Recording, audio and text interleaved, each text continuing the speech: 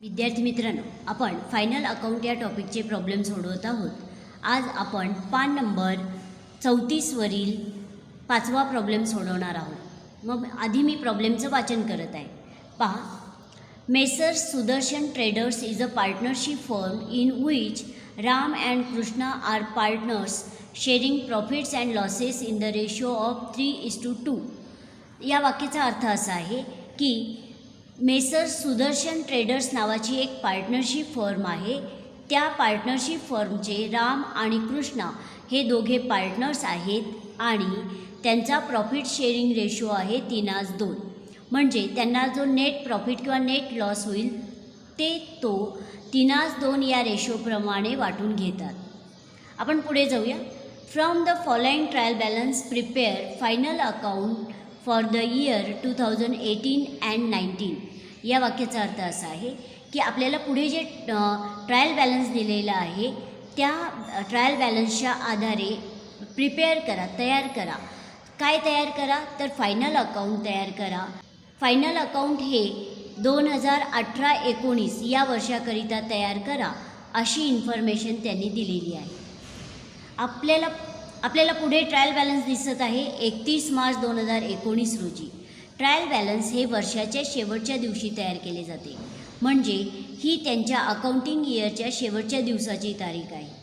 जर त्यांचा accounting year हे 31 मार्च 2019 रोजी संपत असेल तर त्यांचा अकाउंटिंग इयर सुरू झालेला आहे 1 एप्रिल 2018 रोजी आणि संपलेला आहे 31 मार्च 2019 रोजी.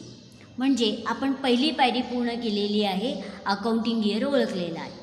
आता आपल्याला दुसरी पायरी पूर्ण करायची आहे की परचेस रिटर्न्स किंवा सेल्स रिटर्न्स दिलेले आहेत किंवा नाहीत हे आपल्याला कन्फर्म करायचं आहे. तर आपल्याला असं लक्षात येत आहे की सेल्स रिटर्न्सही दिलेले नाहीत आणि परचेस रिटर्न्सही दिलेले नाहीत. म्हणजे आपली दुसरी पायरी पूर्ण झालेली आहे. आता आपण या प्रॉब्लेममध्ये जो काही बदल आहे तो आपल्याला जाणून घ्यायचा आहे की आपल्याला या प्रॉब्लेममध्ये करंट अकाउंट दिलेले आहेत पार्टनर्सचे. म्हणजे कॅपिटल अकाउंटही दिलेलं आहे आणि करंट अकाउंटही दिलेलं आहे. जेव्हा आपल्याला प्रॉब्लेममध्ये पार्टनर्स यांचे कॅपिटल अकाउंटही देतात आणि करंट अकाउंटही देतात तेव्हा तो प्रॉब्लेम फिक्स कॅपिटल मेथडनुसार आपण सोडवतो. पहा, तो बदल मी तुम्हाला सांगत आहे की पार्टनर्स कॅपिटल अकाउंटऐवजी पार्टनर्स करंट अकाउंट असं नाव द्यायचं आहे. एवढाच बदल आहे. म्हणजे पार्टनर्स कॅपिटल अकाउंटऐवजी आपण पार्टनर्स करंट अकाउंट हे तिसऱ्या अकाउंटला नाव लिहिलेलं आहे. आपण आता तिसरी पायरी पूर्ण करणार आहोत की ज्या ॲडजस्टमेंट्स दिलेल्या आहेत त्या ॲडजस्टमेंटचं वाचन करायचं आहे आणि ती ॲडजस्टमेंट कशावरती दिलेली आहे त्याच्यासमोर आपल्याला स्टार करायचं आहे. पहा, मी पहिली ॲडजस्टमेंट वाचत आहे. Stock on hand on 31 March 2019 was valued at ₹38,000.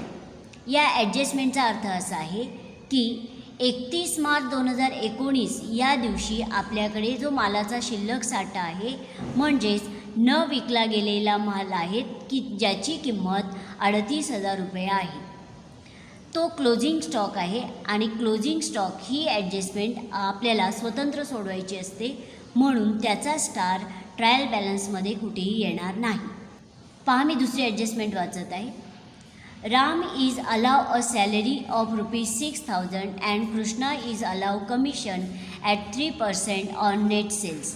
या वाक्याचा अर्थ असा आहे की राम यांना आपण सॅलरी पेड केलेली आहे ₹6,000 आणि कृष्णा यांना आपण कमिशन पेड केलेलं आहे. एकूण जी मालाची विक्री झालेली आहे त्या मालाच्या विक्रीवर 3% कमिशन आपण कृष्णा यांना पेड केलेलं आहे. अलाव करणे म्हणजे देणे किंवा पेड करणे. आणि ही ॲडजस्टमेंट आपल्याला स्वतंत्र सोडवायची आहे म्हणून याचा स्टार कुठेही आपल्याला ट्रायल बॅलन्समध्ये करायचा नाही. आता मी तिसरी ॲडजस्टमेंट वाचत आहे. Interest on partners capital is to be provided at 5% per annum. आपले जे पार्टनर्स आहेत राम आणि कृष्णा यांनी जे कॅपिटल आपल्या व्यवसाय संस्थेमध्ये गुंतवलेलं आहे त्या कॅपिटलवरती आपण 5% इंटरेस्ट त्यांना देत आहोत. मग आपण कॅपिटलच्या समोर स्टार करूया. याचा अर्थ ती ॲडजस्टमेंट कॅपिटलवरती आहे.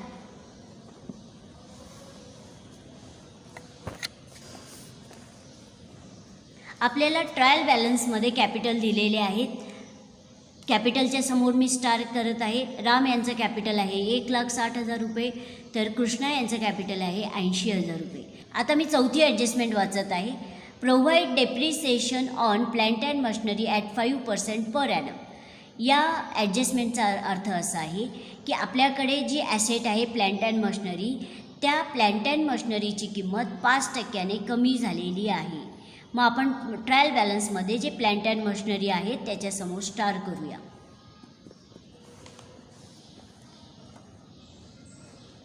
पहा, आपल्याला ट्रायल बॅलन्समध्ये प्लांट अँड मशिनरी दिलेली आहे 63,000 रुपये. तिथे स्टार करूया. याचा अर्थ त्यावरती ॲडजस्टमेंट आहे. आता आपण पाचवी ॲडजस्टमेंट वाचूया. ₹3,000 from our customer is not रिकव्हरेबल.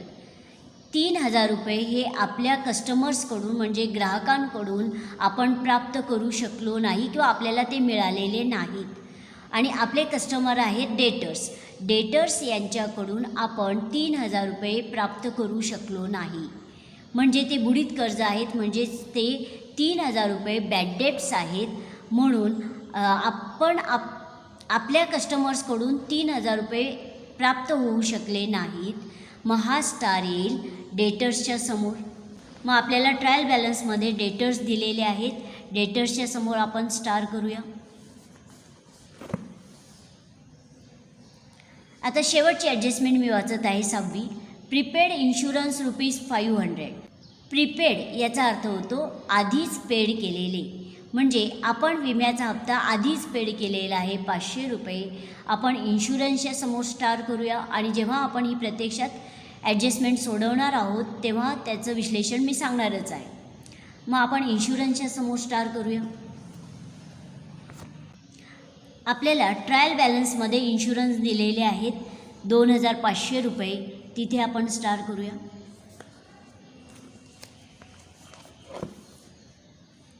आपल्या सर्व ॲडजस्टमेंटचं वाचन झालेलं आहे. याचा अर्थ आपण आता पोस्टिंगला सुरुवात करत आहोत. आपण पोस्टिंगला सुरुवात करूया. पहा, ट्रायल बॅलन्समध्ये सुरुवातीला दिलेले आहेत ओपनिंग स्टॉक 36,000 रुपये. आणि ओपनिंग स्टॉक याचा अर्थ असा होतो की आपल्याकडे वर्षाच्या सुरुवातीला असलेला मालाचा साठा. आणि ओपनिंग स्टॉक येतात ट्रेडिंग अकाउंटच्या डेबिट साईडला. पहा, ट्रेडिंग अकाउंटच्या डेबिट साईडला to opening stock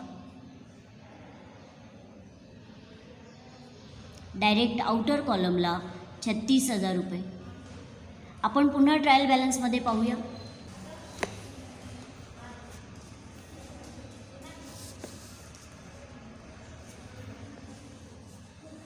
opening stock नंतर आहेत कॅपिटल अकाउंट.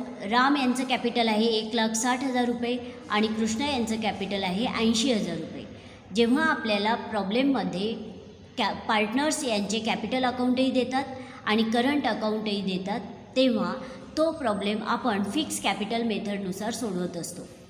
म्हणजे त्यांचं कॅपिटल फिक्स आहे कारण करंट अकाउंटही दिलेलं आहे.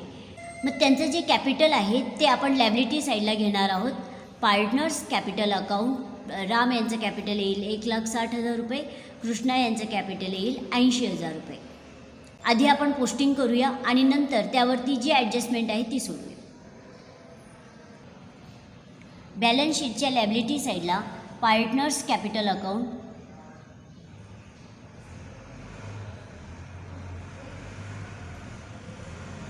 मग पार्टनर्सची नावं लिहूया राम आणि कृष्ण.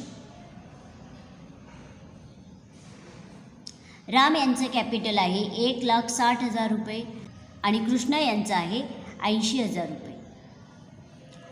त्या दोघांच्याही कॅपिटलची एकत्रित बेरीज आपण आउटर कॉलमला घेऊया.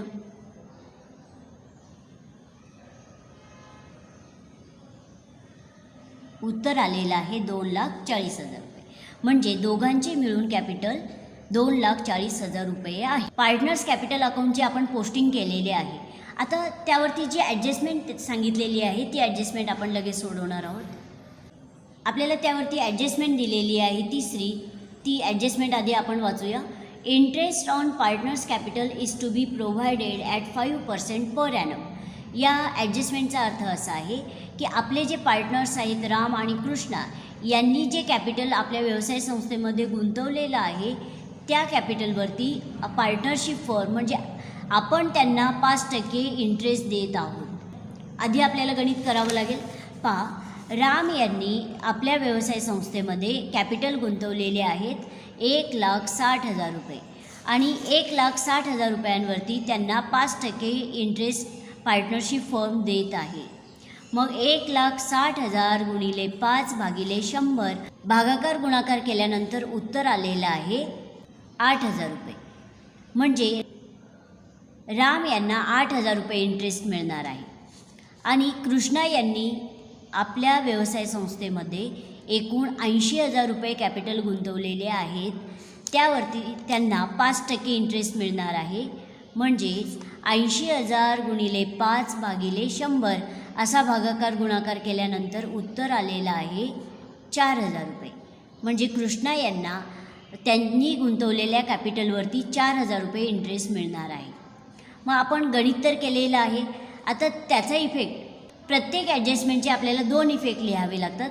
म्हणजे पार्टनर्स यांना जे कॅपिटलवरती इंटरेस्ट मिळणार आहे तो इफेक्ट येईल पार्टनर्स करंट अकाउंटच्या क्रेडिट साईडला आणि सेकंड इफेक्ट येईल प्रॉफिट अँड लॉस अकाउंटच्या डेबिट साईडला। पहा, फर्स्ट इफेक्ट लिहूया पार्टनर्स करंट अकाउंटच्या क्रेडिट साईडला। एक ओळ जागा सोडून बाय इंटरेस्ट ऑन कॅपिटल। आता राम यांना कॅपिटलवरती इंटरेस्ट मिळत आहे 8,000 रुपये आणि कृष्णा यांना 4,000 रुपये। मग त्यांच्या कॉलममध्ये लिहूया। राम यांच्या कॉलममध्ये 8,000 रुपये आणि कृष्णा यांच्या कॉलममध्ये 4,000 रुपये। हा झाला इंटरेस्ट ऑन कॅपिटलवरील फर्स्ट इफेक्ट आणि सेकंड इफेक्ट येतो प्रॉफिट अँड लॉस अकाउंटच्या डेबिट साईडला। आपण सेकंड इफेक्ट लिहिणार आहोत। तर ट्रेडिंग अकाउंटसाठी एक 7-8 ओळी जागा सोडायची आहे, त्याच्यापुढे आपण प्रॉफिट अँड लॉस अकाउंटचं पोस्टिंग करत असतो।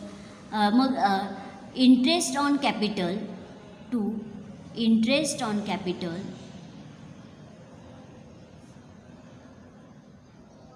पार्टनरची नावं लिहूया राम अँड कृष्ण। राम यांना इंटरेस्ट मिळालेला आहे 8,000 रुपये आणि कृष्णा यांना मिळालेला आहे 4,000 रुपये। दोघांची बेरीज आपण आउटर कॉलमला घेऊया 12,000 रुपये। आपण second effect profit and loss अकाउंटच्या डेबिट साईडला यासाठी लिहिलेला आहे कारण पार्टनरशिप फर्मचा तो खर्च आहे आणि आपण फायनल अकाउंट पार्टनरशिप फर्मचं तयार करत आहोत, म्हणून सेकंड इफेक्ट आपण प्रॉफिट अँड लॉस अकाउंटच्या डेबिट साईडला लिहिलेला आहे। इंटरेस्ट ऑन कॅपिटलवरील तिसरी ॲडजस्टमेंट आपली पूर्ण झालेली आहे, त्या ॲडजस्टमेंटला आपण खूण करूया। आपण पुन्हा ट्रायल बॅलन्समध्ये पाहूया। पहा, कॅपिटल नंतर आहेत करंट अकाउंट। राम यांचं करंट अकाउंट आहे 8,000 रुपये आणि कृष्णा यांचं आहे 4,000 रुपये। म्हणजे आपल्याला करंट अकाउंट हे राम यांचा जो बॅलन्स आहे तो दिलेला आहे क्रेडिट बॅलन्सेसमध्ये आणि कृष्णा यांचा बॅलन्स दिलेला आहे डेबिट बॅलन्सेसमध्ये। मग ॲज इट इज जेव्हा आपण पोस्टिंग करणार आहोत करंट अकाउंटला तेव्हा राम यांची अमाऊंट आपण क्रेडिट साईडला घेणार आहोत, कृष्णा यांची अमाऊंट आपण पार्टनर्स करंट अकाउंटच्या डेबिट साईडला घेणार आहोत। करंट अकाउंटचं वैशिष्ट्य असं आहे की आपल्याला करंट अकाउंटचा बॅलन्स डेबिट बॅलन्सेसमध्ये दिला असेल तर त्याचं पोस्टिंग पार्टनर्स करंट अकाउंटच्या डेबिट साईडला करावे आणि त्याचा बॅलन्स जर क्रेडिट बॅलन्सेसमध्ये दिला असेल तर त्याचं पोस्टिंग पार्टनर्स करंट अकाउंटच्या क्रेडिट साईडला करावे। चला, मग आता राम यांचा बॅलन्स घेऊया पार्टनर्स करंट अकाउंटच्या क्रेडिट साईडला आणि कृष्णा यांचा बॅलन्स घेऊया पार्टनर्स करंट अकाउंटच्या डेबिट साईडला। बाय बॅलन्स ब्रॉट डाऊन,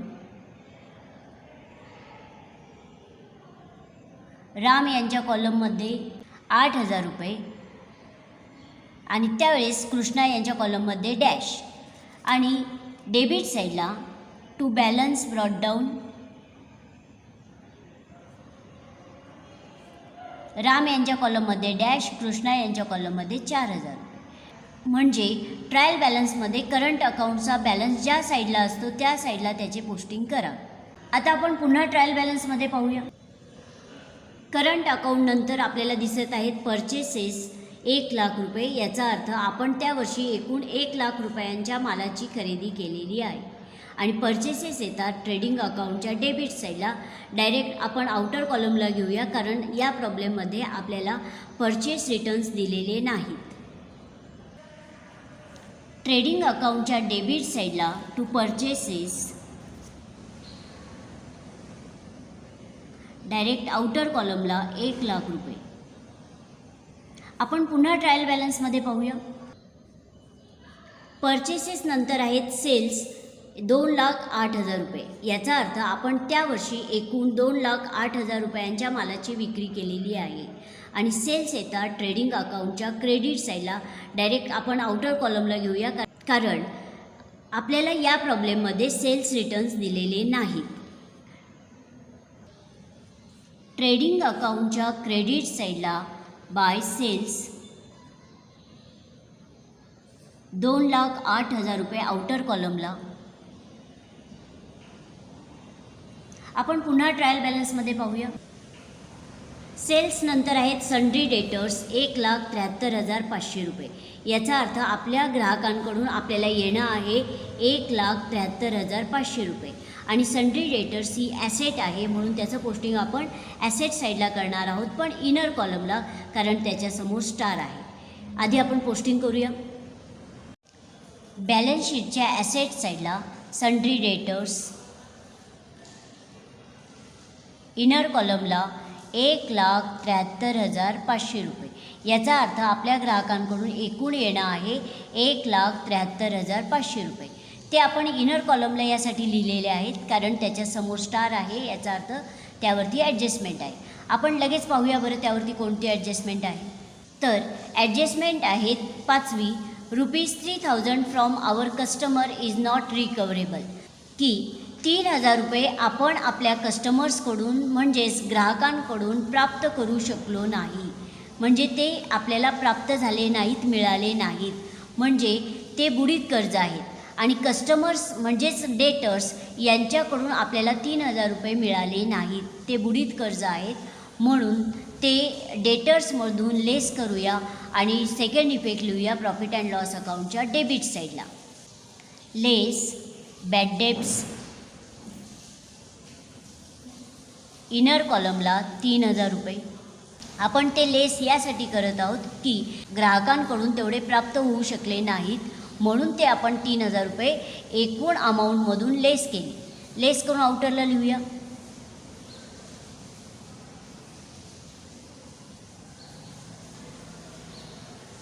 उत्तर आलेलं आहे 1,70,500 रुपये. म्हणजे ग्राहकांकडून एकूण जे येणं आहे 1,77,500 रुपयांपैकी आपल्याला 3,000 रुपये मिळाले नाहीत. म्हणजे ग्राहकांकडून येणं आहे आता 1,70,500 रुपये. हा झाला 3,000 रुपयांचा फर्स्ट इफेक्ट. सेकंड इफेक्ट आपल्याला घ्यायचा आहे, कारण प्रत्येक ॲडजस्टमेंटचे आपल्याला 2 इफेक्ट लिहावे लागतात. आणि बॅड डेब्ट्सचा सेकंड इफेक्ट येतो प्रॉफिट अँड लॉस अकाउंटच्या डेबिट साईडला, कारण तेवढा लॉस आपल्याला सहन करावा लागत आहे. आणि प्रॉफिट अँड लॉस अकाउंटच्या डेबिट साईडला आपण इनडायरेक्ट एक्सपेन्सेस अँड लॉसेस नोंदवत असतो. मग सेकंड इफेक्ट घेऊया प्रॉफिट अँड लॉस अकाउंटच्या डेबिट साईडला. प्रॉफिट अँड लॉस अकाउंटच्या डेबिट साईडला to bad debts direct outer कॉलमला 3,000 रुपये. तेवढा लॉस आपल्याला सहन करावा लागला, म्हणून त्याचा इफेक्ट आपण प्रॉफिट अँड लॉस अकाउंटच्या डेबिट साईडला घेतलेला आहे. आपली 5वी ॲडजस्टमेंट पूर्ण झालेली आहे. त्या ॲडजस्टमेंटला खून करूया. आज आपण सन्ड्री डेटर्सपर्यंतचं पोस्टिंग केलेलं आहे. पुढील तासाला आपण पुढील पोस्टिंग करूया. धन्यवाद.